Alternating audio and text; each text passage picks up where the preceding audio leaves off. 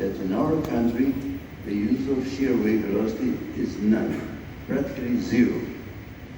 I use since more than 30 years. I started this in 1892. But most of the people simply say that it's no good for nothing, and so on.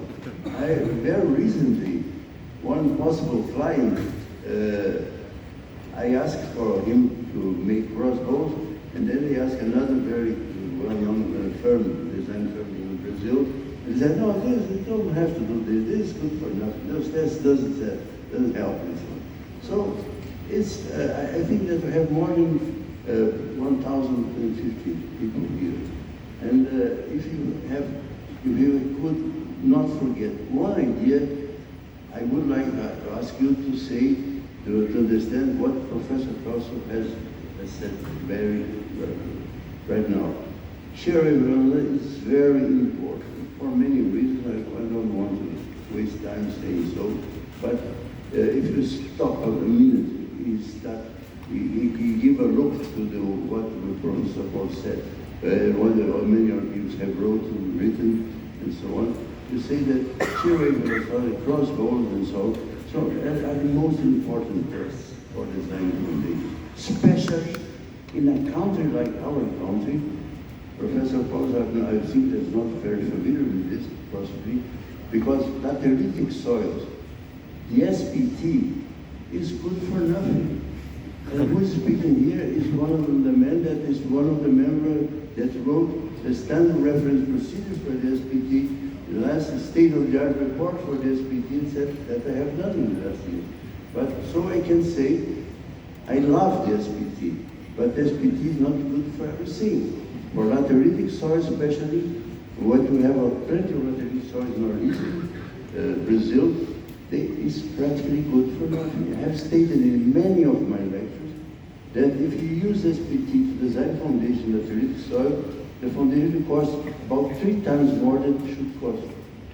So, and a lot of people that doesn't care for spending money. I don't know the reasons, we will discuss there must be some reason for the people that like to spend more money than they should do. But anyway, some people doesn't care for making economy in foundations.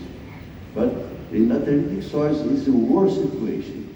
Foundation in lateritic soils, without using crossbow test or any other type of test, any other seismic test, will provide a cost that is unreliable and unjustified. I have written many papers on this and many conferences I have that says so, but it seems that nobody knows. So please take this idea that Professor Pesce is saying. Crossbow is very important. Well, thank you very much, Professor. I would provoke another matter here. I forgot to mention during my presentation when I was showing the results of the pilot test, is that those 3 dashed lines that I've shown you, they are actually both the 25-meter auger piles and also the use of extension rod. So the effect of extension rod was there already, which shows us that the difference between them was not as much as at least tops 10%. Right? So I would like to check with you. What's your thoughts about the use of extension rod? Maybe experience that you have a limit that we may take care. Does it make sense to use a 6-meter extension rod as our Brazilian standard says? I would say that the subject is going to change dramatically after your experiments. So I think that everybody should give a deep look at what we have done and change their minds according to what we have learned. We must be aware that we are learning every day. We are always learning. If a guy thinks that he knows everything, because it's stupid, because we are learning every other day, every day. So I'm going to change my opinion after your fantastic day.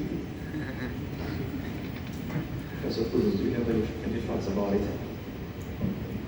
No, I can't really comment because this is nothing I'm familiar with.